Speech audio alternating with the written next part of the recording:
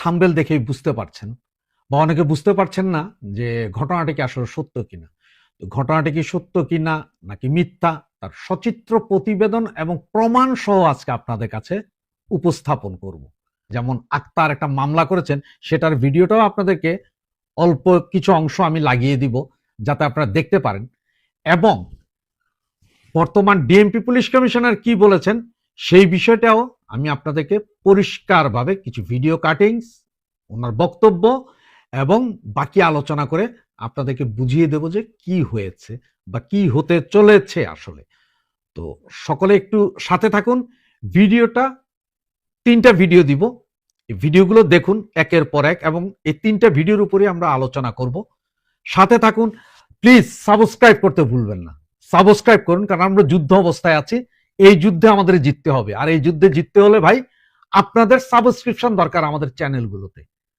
আওয়ামী লীগ যদি জিততে হয়, রাস্তায় যেমন মিছিল মিটিং এর প্রয়োজন আছে, তেমনি আমাদের এই বক্তব্যগুলো সারা দেশের মানুষের কাছে পৌঁছে দেওয়া আপনার আমার আওয়ামী সমর্থকদের এখন ইমানি দায়িত্ব। মুজিবের বাংলায় রাজাকারের ঠাঁই নাই, যার কারণে ইমানি দায়িত্ব হচ্ছে যে ভিডিওগুলো পৌঁছে দেওয়া এবং আমরা রাস্তায়, অনলাইনে, অফলাইনে সব জায়গায় যুদ্ধ করা। সাথে থাকুন, দেখুন, এরপরে বলছি মূল কাহিনী যে কিভাবে 24 ঘন্টায় দেশ দখল হবে। ধন্যবাদ। এনসিপির সদস্যরা এবং আবার শুভাকাঙ্ক্ষীরা তারা তাদেরকে প্রতিহত করেন এবং পুলিশের সঙ্গে যোগাযোগ করেন।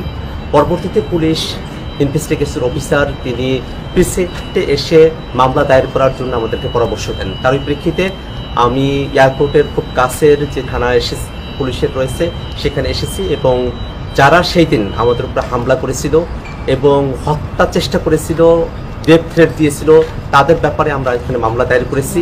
এবং একই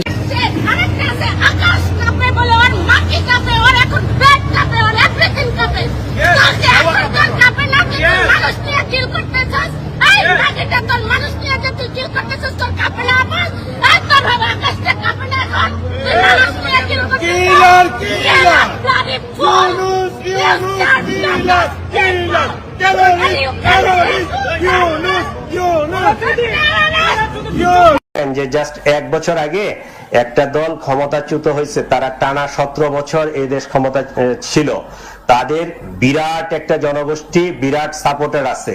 আপনি যদি মানে পার্সেন্টেজ হিসাব করেন তো 1% লোক নেতাকর্মী হয়তো দেশের বাইরে আছে, বাকিরা কিন্তু দেশেই আছে। ধন্যবাদ সকলকে। আপনারা 3টা ভিডিও দেখলেন। প্রথম ভিডিওটা হচ্ছে আক্তার হোসেনের ভিডিও। উনি 71 টিভির সামনে বলছেন যে ওনাকে হোটেলের ভেতরে এসে আওয়ামী লীগ নেতাকর্মীরা হামলা করছে, হত্যার করার চেষ্টা করেছে, এনসিপির নেতা বা গুন্ডারা ওনাকে রক্ষা করেছে। এই বিষয়ে উনি পুলিশের কাছে গিয়ে আবেদন জানিয়েছেন। যেহেতু পুলিশ ডেকেছিলেন, পুলিশ বলেছেন যে আবেদন করেন, মামলা করেন, আমরা দেখছি। তবে উনি হয়তো এটা ভুলে গিয়েছেন যে হোটেলের ভিতরে ঢুকে আওয়ামী লীগ নেতাকর্মীরা বা কেউ যে এভাবে হামলা মামলা করতে পারে না। ওইটা করলে সাথে সাথে ওখানে পুলিশের পুলিশ যে হোটেলের যে সিকিউরিটি থাকে, ওরা পুলিশের মতো ক্ষমতাশালী, ওরা অনেক কিছুই করে দিতে পারে। সুতরাং ওনার এই হুমকি ধমকিতে যে কিছু হবে না, উনি মনে করছে সব বেকুব। বাংলাদেশে যেমন বললেই পুলিশ আইসা যায় এবং আইসা আপনার মামলা করে, উনি মনে করছেন সেই রকম, কিন্তু সেটা ভুল কথা। ওনার এইসব ফাউল কথা ধরা খেয়ে যাবে যে উনি হোটেলের সামনে ইনকিলাব জিন্দাবাদ, ইনকিলাব জিন্দাবাদ বলেছিলেন। সেই ভিডিওতে ওনার ডট ডট মারা সারা হয়ে যাবে। দ্বিতীয় ভিডিওটা দেখেছেন, আমেরিকাতে একজন মহিলা কিভাবে সেই আকাশ কাঁপানো আপা, যার কিনা আকাশ কাঁপে, আল্লাহর আরশ কাঁপে, ওনার অবস্থাও দেখেছেন। ঠিক আছে না? ওনাকে কিভাবে ব্যঙ্গ বিদ্রুপ করছে মহিলা, সেটাও দেখলেন। আমি কিন্তু মজা পেয়েছি, আপনারা কি পেয়েছেন আমি জানি না। এবং তৃতীয় ভিডিও যেটা, সেটা হচ্ছে সেই পুলিশ কমিশনার সাহেবের ভিডিও। পুলিশ কমিশনার নাকি আল্লাহ জানে, এটা আপনারাই ভালো জানেন। SM নজরুল ইসলাম ভাইয়ের ভিডিও। উনি কি বললেন? উনি কিন্তু গতকালকে সাংবাদিক সম্মেলনে বলেছেন, যেখানে দেখেন আজকে সারা দিনে সারা বাংলাদেশের সমস্ত পত্রিকায় থাকার কথা 244 জন আওয়ামী লীগ, নিষিদ্ধ ঘোষিত আওয়ামী লীগ নেতাকর্মীকে গ্রেপ্তারের এটা ফলাও করে প্রচার হওয়ার কথা, সারা বাংলাদেশের টিভি চ্যানেলে প্রচার হওয়ার কথা। কিন্তু সেটা প্রচার না হয়ে প্রচার হচ্ছে কোনটা? পুলিশের সেই ডিএমপির এম নজরুল ইসলাম সাহেব কি বলেছেন সেটা নিয়ে। উনি নিজেই স্বীকার করেছেন যে আওয়ামী লীগ একটা বৃহৎ সংগঠন, 17 বছর ক্ষমতায় ছিল এই সংগঠন, এই সংগঠনের সব লোক ভেগে যায়নি, 1% লোক হয়তো বিভিন্ন কারণে দেশের বাইরে আছেন, কিন্তু বাকি লোক এই দেশে আছেন। এই লোকজন যে কোনো মুহূর্তে যে কোনো কিছু ঘটানোর ক্ষমতা রাখে। ওনার পুরো ভিডিও যা ছিল ওইটা কাউকে দেওয়া হয়নি, ওইটা মানা করেছে সবকিছু না দিতে, তাই কাট কপি পেস্ট করে যা যা দিয়েছে সেটাই। আর পুরো ভিডিওটা দিলে আমরা যদি দেই আমরা রেস্ট্রিকশন খাবো, এই জন্য আমরা দিচ্ছি না। সেখানে একটা জিনিস দেখেন, আজ থেকে 6 দিন আগে ডয়েজ ভেলে একটা নিউজ করেছিল, তাও সেম ঘটনা, যে আওয়ামী লীগ যে কোনো সময় জ্বলে উঠবে, এই 30 তারিখের ভেতরেই জ্বলে উঠতে পারে যে কোনো মুহূর্তে। সেই নিউজটা দেওয়ার পরে পুলিশের টনক নড়ে। এর ভিতরে কিভাবে আল্লাহ মাবুদ জানে, বারবার বলছি হোয়াটসঅ্যাপ টেলিগ্রাম গ্রুপগুলোর কথা, এই গ্রুপগুলো থেকে একটা মেসেজ লিক হয়ে যায় যে 23শে সেপ্টেম্বরে মেসেজ পুলিশের হাতে চলে যায় যে আগারগাঁও থেকে 32 নাম্বার পর্যন্ত আওয়ামী লীগের একটা মিছিল হবে, যেখানে 8টা স্পট থেকে আওয়ামী লীগ নেতাকর্মীরা জয়েন করবে এবং এই মিছিল গণজাগরণ সৃষ্টি করবে। পুলিশ নিজে স্বীকার করতে বাধ্য হয়েছে যে আওয়ামী লীগের মিছিলে এখন সাধারণ জনগণ হাততালি দিয়ে নেমে আসতেছে, সবাই যে আওয়ামী লীগ করে তা না, এটা পুলিশ নিজে স্বীকার করেছে। আর এই নিউজ ডক্টর ইউনূস সাহেবের কাছেও পৌঁছে গেছে, ওনারাও খুব টেনশনে আছেন এবং পুলিশ প্রশাসন ভীষণ টেনশন আছেন। তারা নিজেরাই বলছেন যে আওয়ামী লীগের এই মিছিল ঠেকানোর সক্ষমতা বাংলাদেশ পুলিশের নেই। আর যার কারণে গতকালকের এই মিছিলে শুরু হওয়ার আগেই ওনারা সারা সকাল থেকে পুলিশ, ডিবি, সিআইডি, এনএসআই সব ওই এলাকাগুলো ঘেরাও করে ফেলেছিলেন। মানে আগারগাঁও থেকে 32 নাম্বার, ফার্ম গেট, শাহবাগ সব ঘেরাও করে রেখেছিলেন, বুঝতে পারেনি।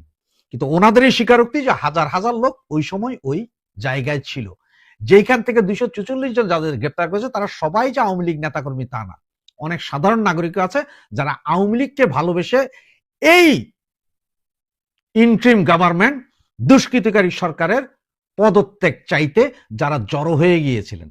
তাহলে এখন প্রশ্ন হচ্ছে যে এই মিছিলের খবর কিভাবে পুলিশ পেল?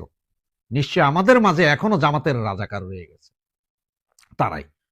তবে আপনাদের সবাইকে বলবো আরো সতর্ক হন, সতর্কতা ছাড়া উপায় নেই, জিত আমাদের হবে, কিন্তু আমরা সতর্ক হতে হবে, সতর্ক হয়েই আমাদেরকে এগিয়ে যেতে হবে। তবে পুলিশের যে নিউজ 30 তারিখের ভেতরে কিছু একটা হবে, সেটা আমি আপনাদের কনফার্ম করছি 30 তারিখের ভিতরে হবে। কবে, কখন, কোথায় দিয়ে হবে তা কেউ জানে না। পুলিশ নিজে স্বীকার করেছে ঢাকা শহরে হয়তো বাধা দেওয়া সম্ভব কোনো কোনো জায়গায়, 100% না, 5%, কিন্তু ঢাকার বাইরে যেসব বিভাগীয় শহর মহর আছে এইখানে বাধা দেওয়ার ক্যাপাসিটি পুলিশের নাই। গত এক সপ্তাহে 550 নেতাকর্মী ধরার পরও মিছিল বন্ধ করতে পারে নাই। ঢাকা শহরে আজকেও মিছিল হয়েছে, আরো হবে, কালকে আরো হবে, পরশু আরো হবে, তারপরের দিন আরো হবে। এই যে 4-5-6 দিনের ভেতরে কোন দিন যে বৃহৎ মিছিলে কাঁপায় দিবে সেটা কেউ জানে না। সুতরাং তাদের স্বীকারোক্তি আমরাও জানি, আওয়ামী লীগ চাইলে 24 ঘন্টায় এই দেশ দখল করে নিতে পারে এবং আওয়ামী লীগ গৃহযুদ্ধ চায় না বিধায় এখনো চুপ আছে। তবে যদি প্রয়োজন পড়ে পুলিশ, আর্মি, আপনারাও সামনে দাঁড়ানোর সক্ষমতা রাখেন না। এবং আমার এই কথার পরে আপনাদেরকে আমাদের এক মাননীয়